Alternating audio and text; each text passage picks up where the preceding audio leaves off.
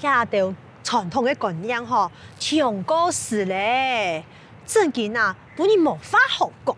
錯啊！一下剪條拿毛嘅設計師都講，我本人老幼去決定伢條拿毛嘅樣式，愛針對伢嘅面貌、老形象去考慮。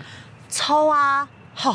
一下做乜嘅時代咧，還有人出嚟講啊，啲細奶誒做唔定養條拿毛，細毛誒剪短嘅條拿毛，長像細奶誒，實在有當奇怪呢。斯坦人啊，還係較傳統。你做乜嘅唔順勢誒養條拿毛，感覺會更加實行呢？我有想過呢，不過我公司有規定，做唔定養到緊緊。冇啊，你做就養一個金色嘅條拿毛咧。咩係吼？不過我看你一下條拿毛無色嘅，都好看呢。咩東西哈？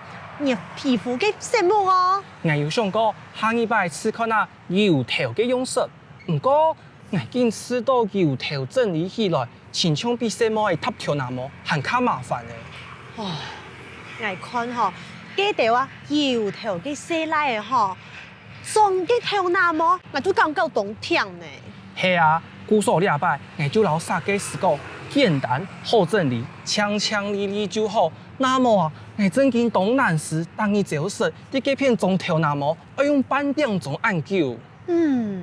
你禮拜啊，嘅條拿毛，剪到當好當將呢。按自說啦，正經講哦，我嘅條拿毛像狗嘅腔樣，冇用用。設計師還笑講，你根本唔是社會公道嘅問題。冇錯。其實第一擺剪按短，咩要有動態嘅勇氣呢？我咪想愛玩條拿毛嘅樣式呢。唔過吼，大擺啊，愛剪條拿毛嘅時節，我做考慮當久呢。